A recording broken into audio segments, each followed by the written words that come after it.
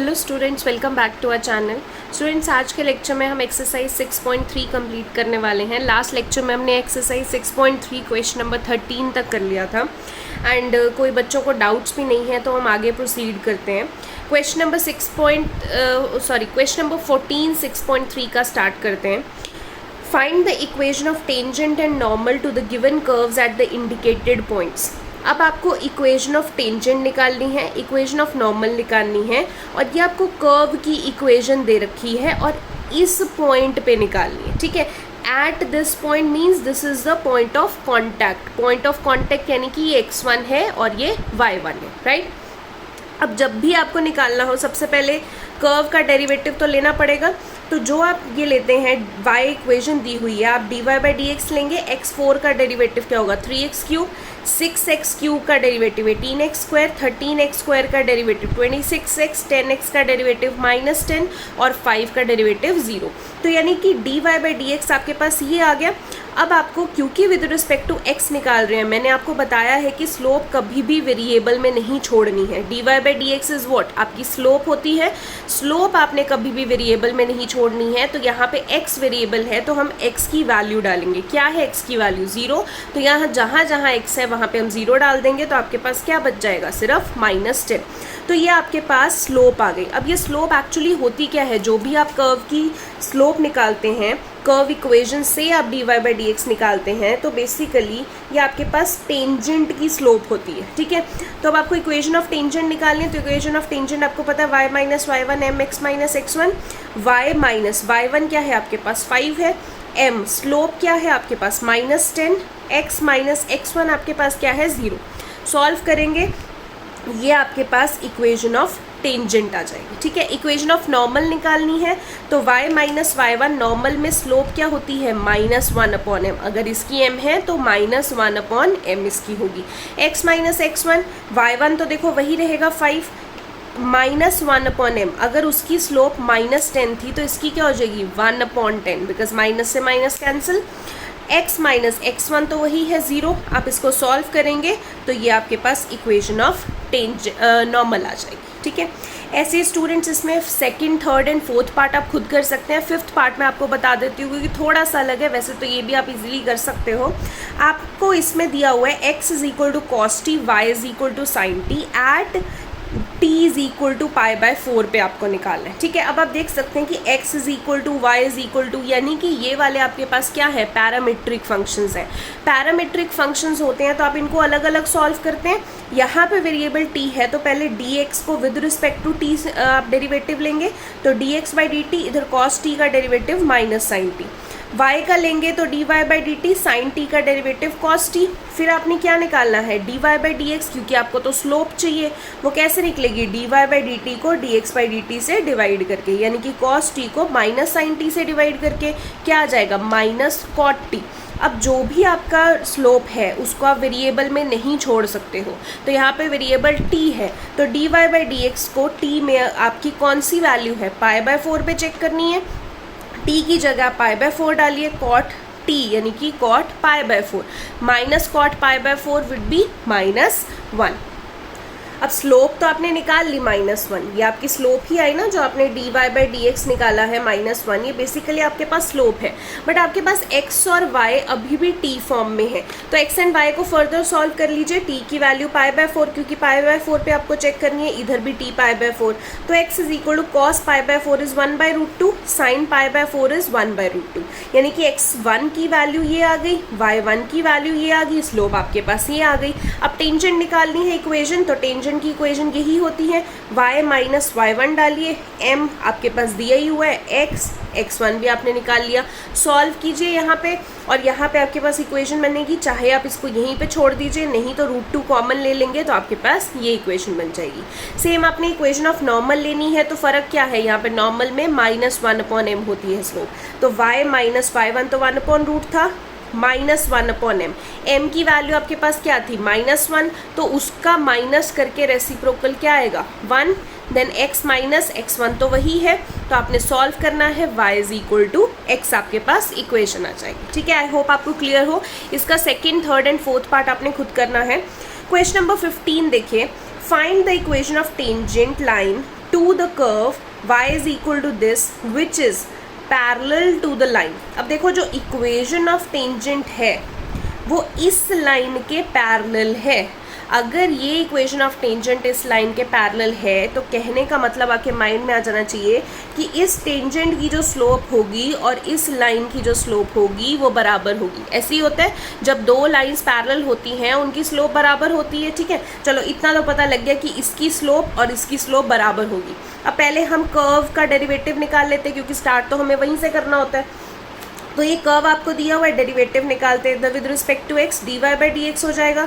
X square का derivative 2x, minus 2x का derivative -2, 7 का डेरिवेटिव +0। ठीक है, अब लाइन आपको ये दे रखी है, इसकी स्लोप जितनी होगी उतनी ही इसकी स्लोप होगी, तो यहाँ से स्लोप निकाल लेते हैं। लाइन की इक्वेशन जब दे रखी है उसके स्लोप हम कैसे निकालते हैं, फॉर्मूला क्या होता है, -a/b। a क्या है, जो x के साथ है, b है जो y के साथ है। तो a की वैल्यू कितनी हो जाएगी 2, और बाहर माइनस का साइन है, b की वैल्यू -1।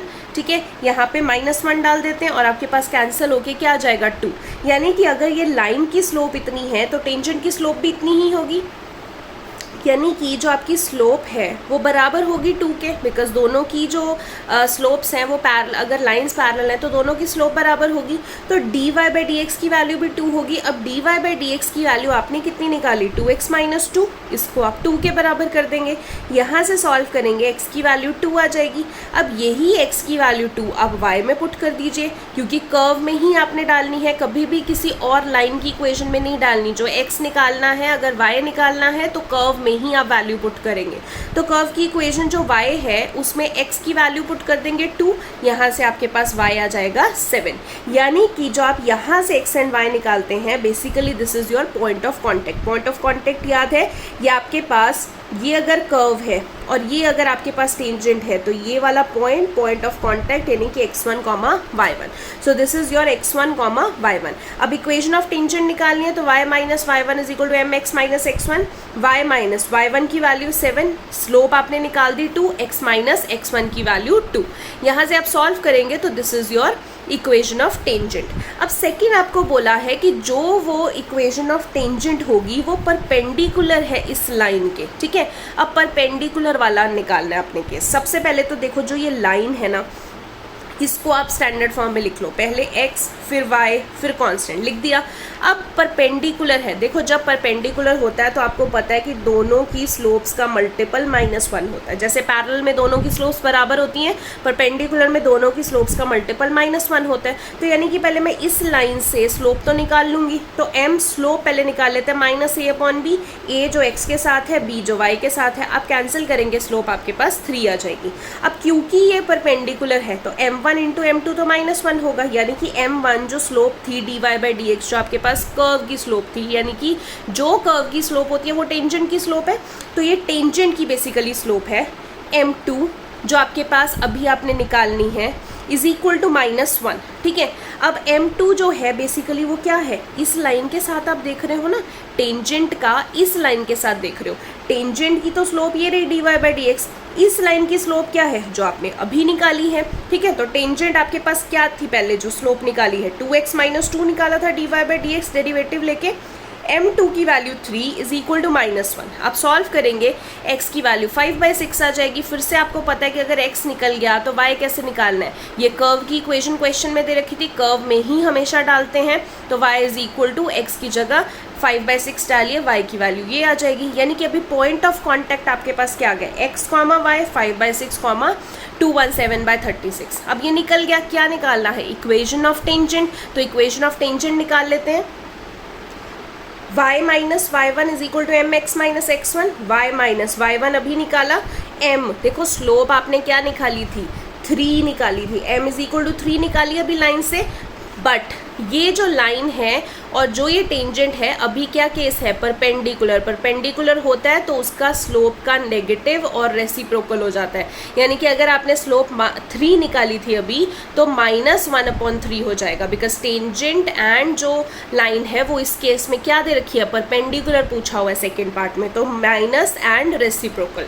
देन x - x1 भी आपने निकाल दिया, इसको आप सॉल्व करेंगे, this is your equation of the tangent. ठीक है, क्वेश्चन नंबर 16 देखिए, show that the tangents to the curve this at the points where x is equal to 2 and x is equal to -2 are parallel. अब देखो आपको बताना है कि curve ये दे रखा है, इस कर्व पे जो टेंजेंट्स होंगी x2 पे एंड x -2 पे ये पैरेलल होंगी। x2 पे जो टेंजेंट बन रही है और x -2 पे जो टेंजेंट बन रही है वो पैरेलल होगी, ठीक है। और टेंजेंट कहाँ पे है, इस कर्व पे है। अब पैरेलल तभी होगी ना अगर दोनों की स्लोप्स बराबर आएंगी। अब स्लोप निकालने के लिए पहले जो हमें कर्व दे रखा है उसका डेरिवेटिव निकालना पड़ेगा। तो y is equal to 7x³ + 11 है, यहाँ पे डेरिवेटिव निकालेंगे dy/dx। 7x³ का डेरिवेटिव 21x², 11 का डेरिवेटिव 0, यानी कि ये हमारे पास dy/dx क्या गया, स्लोप। अब पहले किस पे चेक करनी है, x इज इक्वल टू 2 पे, क्योंकि वेरिएबल में तो कभी छोड़ते नहीं है स्लोप, तो x की वैल्यू क्या डालेंगे 2। तो यहाँ पे जब डाला 2 तो क्या आ गया 94। अब x इज इक्वल टू -2 भी डाल के देखते हैं। इसी केस में x की जगह जब -2 डाला फिर भी 94 आया। अब दोनों की स्लोप्स तो बराबर है, यानी कि टेंजेंट्स क्या है, पैरेलल। कहाँ पे, x इज इक्वल टू 2 पे भी, x इज इक्वल टू -2 पे भी, ठीक है। ईजी है, आई होप आपको समझ में आया हो। क्वेश्चन नंबर 17 देखिए, find the points on the curve y is equal to x³ at which the slope of the tangent is equal to the y coordinate of the point। आपने ये curve पे points निकालने हैं। और एक चीज़ और दी हुई है कि इस कर्व पे जो टेंजेंट की स्लोप है वो y कोऑर्डिनेट के बराबर है, ठीक है। पहले तो हम कर्व से ही स्टार्ट करते हैं, तो वही पहले लिखेंगे y is equal to x³। फिर बोथ साइड डेरिवेटिव लेते हैं, y का डेरिवेटिव dy/dx, x³ का डेरिवेटिव 3x²। दूसरी कंडीशन दे रखी है कि slope of tangent is equal to y coordinate. अब जो हम ये स्लोप निकालते हैं dy/dx, ये टेंजेंट की तो स्लोप होती है, तो dy/dx क्या दे रखा है, y कोऑर्डिनेट के बराबर, यानी कि dy/dx की वैल्यू 3x² जो है वो y के बराबर है। तो मैं लिख सकती हूँ y is equal to 3x²। ये इक्वेशन 1 हो गई, ये इक्वेशन 2, क्योंकि दोनों में y है। अब दोनों अगर लेफ्ट हैंड साइड बराबर हैं तो राइट हैंड साइड भी बराबर करेंगे, यानी कि x³ किसके बराबर हो जाएगा, 3x² के। x³ is equal to 3x², ये इधर आके लेफ्ट में ले जाएंगे। हमेशा ऐसे बजाय कि कैंसिल करने से अच्छा है आप इसको लेफ्ट में लेके आइए, दोनों में से x² कॉमन लीजिए, x - 3 इज इक्वल टू 0। ऐसे करना ज़्यादा बेटर है, एंड ऐसे आपके मार्क्स बिल्कुल भी नहीं कटेंगे। ऐसे कैंसिल मत कीजिए वेरिएबल्स को, ठीक है। तो यहाँ पे कॉमन ले लिया, एक बार x² इज इक्वल टू 0 यानी कि x की वैल्यू क्या हो जाएगी 0, एक बार x - 3 इज इक्वल टू 0 यानी कि x की वैल्यू क्या हो जाएगी 3। अब दो कंडीशन है, एक x0 आ गया, एक x3 आ गया। अब हमें y निकालना होता है तो कर्व की इक्वेशन में डालते हैं। अगर x0 है तो y is equal to x³ curve की इक्वेशन थी, x की जगह 0 देन y भी 0 आ गया। अगर x इज इक्वल टू 3 है तो y is equal to x का क्यूब यानी कि 3 का क्यूब 27 आ जाएगा, ठीक है। अब पॉइंट क्या हो जाएगा, पॉइंट पूछे थे ना आपको, तो 0,0 आ गया, 1.3,27 आ गया, ठीक है। क्वेश्चन नंबर 18 देखो, for the curve y is equal to 4x³ - 2x5 find all the points at which tangent passes through origin। अब देखो ये कर्व दे रखा है, इस कर्व के लिए आपको सारे पॉइंट्स बताने हैं जिसमें टेंजेंट ओरिजिन से पास हो रही है। देखो स्टूडेंट्स, जब भी पासिंग थ्रू दिया हुआ है ये पॉइंट ऑफ कांटेक्ट नहीं है, ये कहीं होगा उस टेंजेंट पे, ठीक है। बट ये पॉइंट ऑफ कांटेक्ट उस कर्व पे, सॉरी, ये पॉइंट ऑफ कांटेक्ट नहीं है। जब भी आपको एट लिखा होता है that is your point of contact, मतलब x1 y1 की वैल्यू वो होगी, ठीक है। अभी ओरिजिन यानी कि 0,0 ये आपका पॉइंट ऑफ कांटेक्ट नहीं है, तो कंफ्यूज नहीं होना, ठीक है। अब सबसे पहले आपको कर्व दिया हुआ है तो कर्व लिखेंगे, फिर बोथ साइड डेरिवेटिव लेंगे dy/dx। तो इधर 4x³ का डेरिवेटिव हो जाएगा 12x², 2x5 का डेरिवेटिव हो जाएगा 10x4, ठीक है। आगे मल्टीप्लाई हो जाता है, पावर 4 हो जाएगी।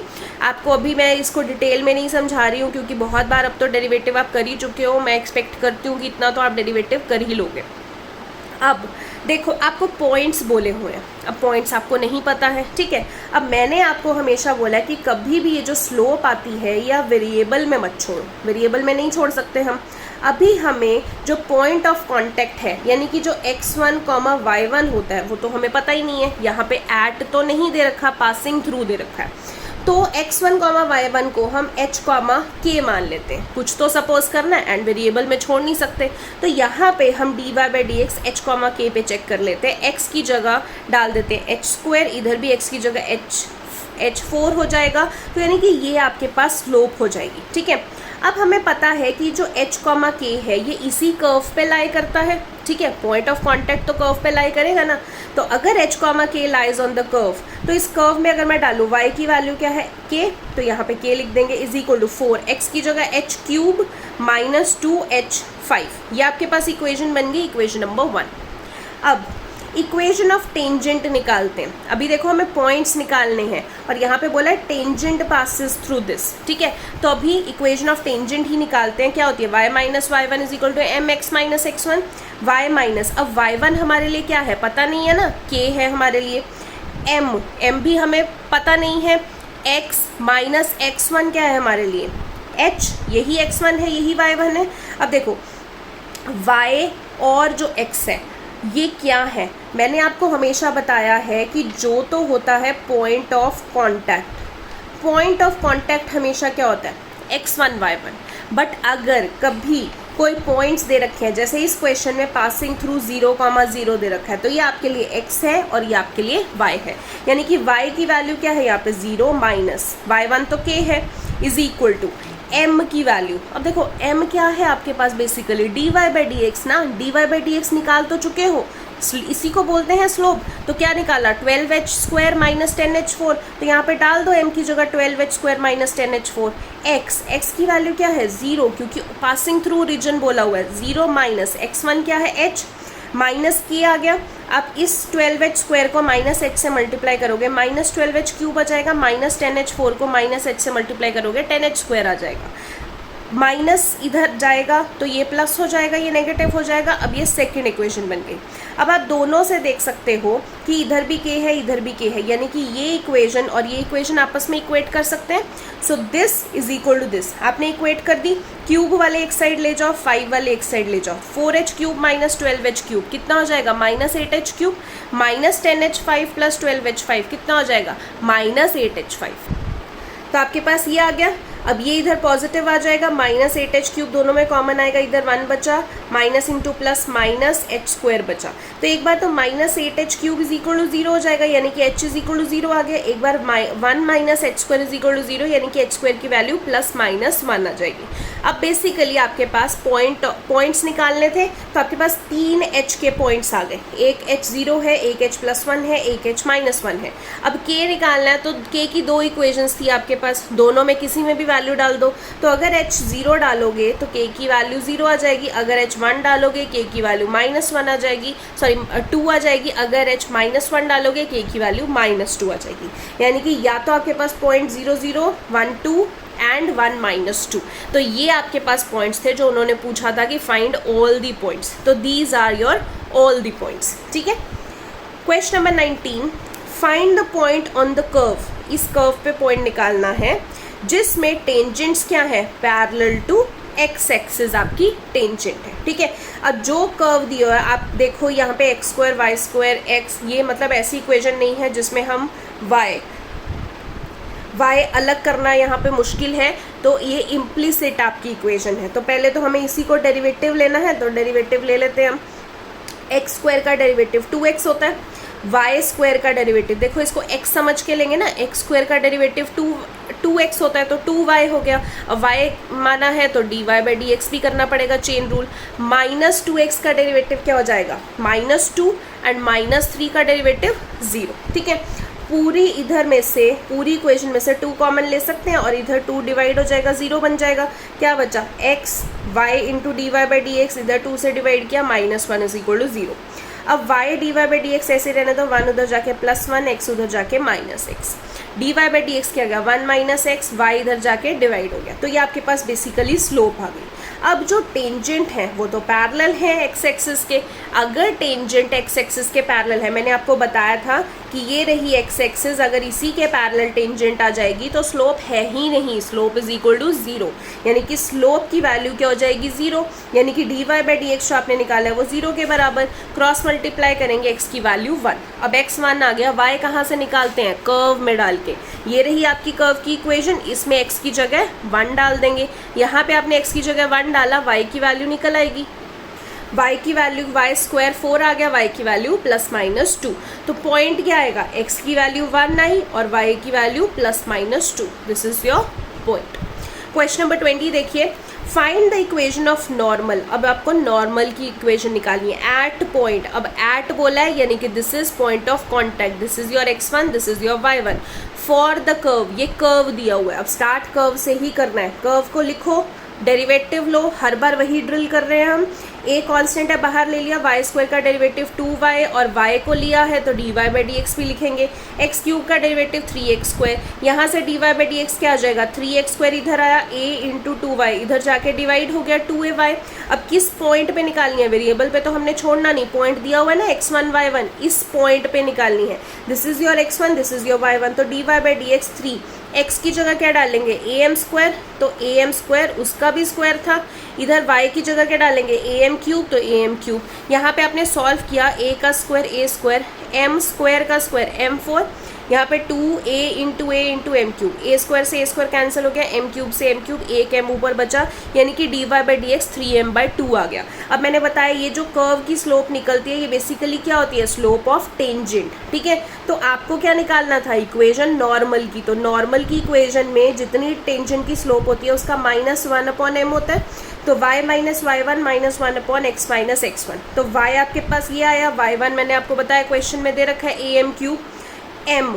अब यहाँ पे स्लोप 3m/2 है, ये टेंजेंट की स्लोप है। नॉर्मल की क्या होती है, उसका उल्टा एंड रेसिप्रोकल यानी कि -2/3m। x माइनस x1 की वैल्यू क्या है, जो क्वेश्चन में दे रखी है am स्क्वायर। ठीक है, जब भी एट दिया होता है तो ये x1 y1 ही होता है आपके पास। ठीक है, अब y माइनस ये आपने वैल्यू डाल दी। अब क्या करना है, नॉर्मल आपने कैलकुलेशन करनी है, इधर ऐसे ही रहने दो, इसको मल्टीप्लाई किया 2 इंटू x/3m, इधर मल्टीप्लाई किया +2m² ठीक है, ये 3m जो है वो इधर जाके मल्टीप्लाई हो गया 3m into y minus am cube, इधर एज इट इज रह गया। इसको आप ब्रैकेट से मल्टीप्लाई कीजिए, सब चीज़ें एक साइड पे ले जाइए। This is your equation. Question number 21 देखिए, find the equation of normal. Equation of normal आपको निकालनी है टू द कर्व, ये कर्व की इक्वेशन दे रखी है, which are parallel to the line. मतलब जो भी नॉर्मल की इक्वेशन होगी वो इस लाइन की पैरेलल होगी। ठीक है, पैरेलल है यानी कि दोनों लाइंस की स्लोप जो है बराबर होगी। जितनी इस लाइन की स्लोप होगी उतनी ही इस लाइन की स्लोप होगी। ठीक है, पहले तो कर्व से स्टार्ट करते हैं। तो आपने dy/dx निकालना है, 3x स्क्वायर हो जाएगा, इधर 2x आ जाए, 2x का डेरिवेटिव 2 होगा, 6 का डेरिवेटिव 0। तो ये जो आपके पास dy/dx है ये क्या होता है, स्लोप ऑफ टेंजेंट होती है। अब आपको इक्वेशन ऑफ नॉर्मल चाहिए तो नॉर्मल की ही तो स्लोप चाहिए होगी। जितनी टेंजेंट की स्लोप है, नॉर्मल का स्लोप क्या होता है, उसका माइनस और उसका रेसिप्रोकल। यानी कि अगर ये 3x स्क्वायर प्लस 2 है तो वो क्या होगा, -1/3x स्क्वायर प्लस 2। ठीक है, अब दिया हुआ है कि normal is parallel to the given line. ये नॉर्मल जो है वो इस लाइन के पैरेलल है, दोनों की स्लोप्स बराबर होंगी ना, तो इस लाइन की स्लोप भी निकाल लेते हैं। Slope of normal is equal to slope of line होगी। इस लाइन की स्लोप कैसे निकालते हैं, formula m is equal to -a/b। जब भी लाइन दिया होता है तो स्लोप -a/b। a क्या है x के साथ, b क्या है y के साथ, -1/14 आ गया। अब देखो इसकी स्लोप जितनी होगी और नॉर्मल की स्लोप बराबर होगी तो इसको और इसको आप इक्वेट कर दो। जब आप इक्वेट करोगे -1 कैंसिल, ये बराबर आ गया 3x स्क्वायर 12 आ गया, x स्क्वायर की वैल्यू 4 यानी कि x की वैल्यू +-2। अब +-2 है यानी कि एक बार x 2 होगा तो हम y कैसे निकालते हैं, हमेशा कर्व की इक्वेशन में डाल के। ये रही आपकी कर्व की इक्वेशन, x की जगह डाल दीजिए, y x की जगह 2 डाल दिया तो y की वैल्यू 18 यानी कि पॉइंट क्या हो गया 2,18। ऐसी x की वैल्यू -2 तो y में यहाँ पे x की जगह -2 डाल दीजिए तो क्या आ गई y की वैल्यू -6 यानी कि पॉइंट क्या हो गया -2, -6। अब पूछा क्या है आपको, इक्वेशन ऑफ नॉर्मल पूछा है। अब जब आपके पास 2 पॉइंट्स आए हैं तो 2 ही इक्वेशन आएगी। तो एक बार इस पॉइंट के लिए इक्वेशन ऑफ नॉर्मल क्या होगी, फॉर्मूला तो वही y माइनस y1। आप चाहे तो देखो यहाँ पे -1/m भी लिख सकते हैं। ठीक है, आप चाहें तो यहाँ पे m भी लिख सकते हैं, बट आपने वैल्यू वही सोच के डालनी है कि इसकी वैल्यू क्या होगी। यहाँ पे नॉर्मल की जो स्लोप है वही सोच के डालनी है। ठीक है, y माइनस y1 स्लोप क्या है आपके पास, यहाँ पे निकाली ना, जो इस लाइन की स्लोप होगी वही तो नॉर्मल की स्लोप होगी। तो इस लाइन की स्लोप कितनी निकाली, -1/14, क्योंकि ये पैरेलल दे रखी थी। तो -1/14 x माइनस x1 आपको 2 दिया। सॉल्व करेंगे, this is your equation. Same चीज़ आपने इस पॉइंट के लिए करनी है, y माइनस y1 ये दे रखा है, m तो वही रहेगा, x माइनस x1 ये दे रखा है, सॉल्व करेंगे तो ये, तो दो आपके पास केसेस बनेंगे, दो ही आपके पास इक्वेशन आएगी। क्वेश्चन नंबर 22 देखते हैं। Find the equation of tangent and normal to the parabola at point this. अब देखो टेंजेंट की भी इक्वेशन निकालनी है, नॉर्मल की भी निकालनी है, टू पैराबोला। अब पैराबोला देख के घबरा नहीं जाना कि अभी तक तो कर्व आ रहा था, अब पैराबोला कैसे आ गया। देखो पैराबोला भी तो एक तरीके का कर्व ही होता है ना, तो आप इसको पैराबोला समझ के मत लो, आप माइंड में कर्व ही लेके चलो कि कर्व दिया हुआ है और इस पॉइंट पे पूछा है, एट पॉइंट बोला है, यानी कि ये क्या है, x1 y1, ये आपका कर्व की इक्वेशन, टेंजेंट और नॉर्मल की इक्वेशन आपको निकालनी है। तो पहले कर्व से स्टार्ट करते हैं, y square is equal to 4ax, y square का डेरिवेटिव 2y, फिर y का derivative dy by dx, 4a constant है बाहर ले लो, x का डेरिवेटिव 1, dy बाई dx क्या जगह 4a अपॉन 2y, 2 से 2 कैंसिल हो गया, 2a अपॉन y।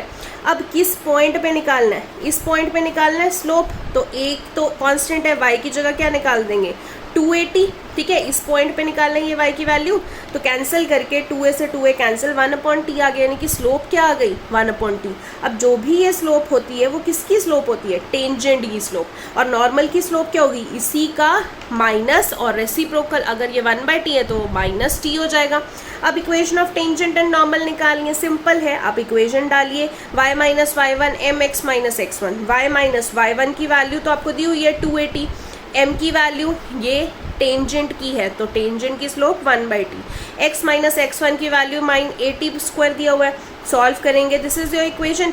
ऐसे अगर आप नॉर्मल निकालेंगे y माइनस y1 तो वो -1/m होता है, x माइनस x1, y1 वही x1 वही, बस या स्लोप की जगह क्या आ जाएगा -t, सॉल्व करेंगे, दिस इज योर इक्वेशन। ठीक है, क्वेश्चन नंबर 23 देखिए, थोड़ा सा अलग क्वेश्चन है अभी तक जितने आप करते आ रहे हैं। Prove that the curves this and this cut at right angles if 8k square is equal to 1। उन्होंने बोला कि जो दोनों कर्व्स हैं ये 90 डिग्री पे कट करते हैं अगर 8k स्क्वायर 1 के बराबर हो। तो देखो ये दिया हुआ है और ये दोनों 90 पे प्रूव करने हैं, ये ना मुश्किल काम है। हम ये कर सकते हैं, हम इसका उल्टा करने की कोशिश करेंगे कि ये दोनों अगर राइट एंगल पे हैं तो ये बराबर है, बात तो एक ही हुई ना, ये बराबर है तो ये 90 डिग्री पे, और इसका कन्वर्स भी तो ट्रू होना चाहिए, अगर ये 90 डिग्री पे है तो ये बराबर है। ठीक है, तो हम उल्टा करने की कोशिश करेंगे, बिकॉज इस चीज़ से एक्स वाई बनाना मुश्किल है, बट एक्स वाई ये दोनों कर्व से ये चीज़ बनानी ईजी है। ठीक है, तो हम यहाँ से यहाँ स्टार्ट करेंगे। ठीक है, आपके पास बोला है अगर ये दोनों कर्व्स 90 डिग्री पे कट करते हैं, ठीक है, तो इन दोनों की स्लोप्स का मल्टीपल क्या होगा -1, क्योंकि जब परपेंडिकुलर होता है दोनों की स्लोप्स -1 पे कट करती हैं, ये चीज़ आपने याद रखनी है। ठीक है, अब ये कर्व है x is equal to Y square, सबसे पहले y की वैल्यू यहाँ से निकालें, स्क्वायर उधर चला जाएगा तो ये √x हो जाएगा, यहाँ y की वैल्यू निकालें तो k/x हो जाएगा। अब बोथ साइड दोनों का डेरिवेटिव लेंगे, आपने y is equal to √x, इसका डेरिवेटिव लेंगे तो यहाँ पे dy बाई dx हो जाएगा। √x की डेरिवेशन क्या होती है 1/2 √x, ये आपकी स्लोप निकल गई m1 की। अब दूसरी इक्वेशन देखो, k तो कांस्टेंट है, 1/x का डेरिवेटिव क्या होगा -1/x स्क्वायर, तो dy बाई dx -k/x² आ गया और ये स्लोप m2 हो गई। अब आपको पता है कि m1 इंटू m2 तो -1 थी, तो ये रहा m1 इंटू m2 -1। अब ये माइनस से माइनस कैंसिल हो गया, यहाँ पे 2। अब देखो ये x की वैल्यू रूट है तो पावर क्या होती है 1/2, इधर x की पावर क्या है 2, तो 1/2 प्लस 2 कितना आ जाएगा, दोनों को प्लस करके 5/2, तो 2x की पावर 5/2, क्रॉस मल्टीप्लाई करेंगे k is equal to 2x की पावर 5/2, ये फर्स्ट इक्वेशन होगा। ठीक है, अब मुझे एक और k की इक्वेशन चाहिए ताकि मैं सॉल्व कर सकूं। अब वो और कहाँ से आएगी, यहीं से ही। देखो आपको y की वैल्यू k/x दी थी, अभी हमने ऊपर निकाली, और y √x दिया हुआ है। अगर दोनों को कंपेयर करें तो ये भी y के बराबर, ये भी y के बराबर, तो ये और ये भी बराबर होंगे, तो k/x is equal to √x, ये मल्टीप्लाई करेंगे k is equal to x into √x, k is equal to, अब x की पावर देखो, x की पावर यहाँ पे 1 है, √x, ये x की पावर क्या है 1/2, 1 प्लस 1/2 क्या हो जाएगी 3/2, ये हमने फोर्थ इक्वेशन मान ली। ठीक है, अब k की कौन कौन सी इक्वेशन है, एक तो k की ये रही इक्वेशन और एक k की ये रही। अब इन दोनों को अगर आप देखो, अब आप पहले क्या करने का सोचोगे कि अच्छा ये भी k के बराबर है, ये भी k के बराबर है, दोनों को हम इक्वेट कर देते हैं। बट नहीं, अगर आप दोनों को इक्वेट कर देंगे तो आपका आंसर x की टर्म्स में आएगा, बिकॉज इधर भी x है इधर भी x है, k तो आपने उड़ा ही दिया। बट आपको चाहिए क्या, 1 = 8k², ये प्रूव करना है, यानी कि k चाहिए आपको। तो आप क्या करोगे, यहाँ पे k की जगह, यहाँ पे x की जगह k की टर्म्स में वैल्यू डालोगे। तो देखो k इधर ही आया, 2 इधर ही आया, फ्रॉम 4 and 1, 1 and 4 को हम यूज़ कर रहे हैं, ठीक है। k इधर आया, 2 इधर आया। आप ऐसे भी लिख सकते हो कि पुट 4 in 1, ये भी लिख सकते हो, ठीक है। तो 2x की जगह क्या आ जाएगा, यहाँ पे k की टर्म्स में देखो, जो इधर x की वैल्यू अगर मुझे निकालनी है, 3/2 इधर है, पावर उधर जाएगी तो रेसिप्रोकल हो जाएगी, k की पावर 2/3 हो जाएगी। तो यहाँ पे x की जगह मैंने क्या डाल दिया, k की पावर 2/3, और उसके बाहर क्या था, 5/2, तो बाहर 5/2 आ गया। अब k 2 × अब इन दोनों को मल्टीप्लाई करेंगे, देखो k की पावर 2/3 × 5/2 हो जाएगा, 2 से 2 कैंसिल, तो k की पावर क्या आ जाएगी, 5/3। अब k = 2, k की पावर 5/3, मुझे क्या चाहिए, 1 चाहिए एक साइड पे। तो यहाँ पे k नहीं चाहिए तो मैं k से डिवाइड कर देती हूँ, 1 आ जाएगा। बट सिर्फ लेफ्ट साइड नहीं कर सकते ना, राइट भी करनी पड़ेगी। तो k डिवाइडेड बाई k 1, 2, इधर k 5/3 को जब k से डिवाइड करेंगे तो देखो 2 आ गया। अब ये 5/3, ये पावर 1 है, 1 ऊपर जाके माइनस होगा, 5/3 में से 1 माइनस हुआ, तो 5 - 3/3 यानी कि 2/3। तो k की पावर क्या आ जाएगी, 2/3। बट अभी भी वो नहीं आया जो हमें चाहिए। अब आप देखो 1 तो आपका बन गया, बट राइट साइड पे 8 चाहिए, और यहाँ पे क्या है 2, तो क्यूब करने से आ जाएगा। तो हम बोथ साइड क्यूबिंग करते हैं, 1 का क्यूब 1 क्यूब, इधर भी हम क्यूबिंग करेंगे। तो देखो 2 का क्यूब तो 8 बन जाएगा, k 2/3 का क्यूब, तो देखो k 2/3 × 3, 3 कैंसिल हो गया, k² आ गया। आगे आपको जो चाहिए था 1 = 8k², तो ये आपके पास आ गया, यही आपको प्रूव करना था। वेरी वेरी इंपॉर्टेंट क्वेश्चन आपके एग्जाम्स के पॉइंट ऑफ व्यू से। क्वेश्चन नंबर 24 देखते हैं, find the equation of tangent and normal to the hyperbola. ये हाइपरबोला, फिर से हाइपरबोला से नहीं घबरा जाना, ये भी तो कर्व ही है। तो एक कर्व की इक्वेशन दे रखी है एट पॉइंट दिस, यानी कि ये पॉइंट दे रखा है। वैसे तो ये आप खुद भी कर सकते हो, बट फिर भी मैं एक बार बता देती हूँ। एट पॉइंट दिस यानी कि ये क्या है, x1 और ये y1, ये कर्व है। तो पहले कर्व से ही स्टार्ट करते हैं, डेरिवेटिव लेंगे बोथ साइड। तो x² / y², 1/a² तो बाहर कॉन्स्टेंट है, बाहर ही आ जाएगा। x² का derivative 2x minus 1/b² constant है, बाहर आ गया। y² का डेरिवेटिव 2y, फिर y का डेरिवेटिव dy/dx। 1 का डेरिवेटिव इज 0। यहाँ पे क्या गया, 2x/a², 2y/b² dy/dx। अब dy/dx लेके जाना, ये माइनस था ना, तो ये राइट साइड पे ले गए, सिर्फ dy/dx चाहिए। तो क्या आएगा, ये b² इधर चला जाएगा, b²/a², 2x, ये 2y इधर चला जाएगा, यानी कि 2 से 2 कैंसिल, b²/a² x × y आ गया। अब वेरिएबल पे तो नहीं छोड़ते, एट दिया हुआ है ना, x0 y0 पे चेक करना है। तो एट x0 y0 अगर आप चेक करोगे तो dy/dx क्या बन जाएगा, b²/a², x की जगह x0, y की जगह y0। तो जो भी आपके पास dy/dx आया वो क्या है, स्लोप ऑफ टेंजेंट है आपके पास।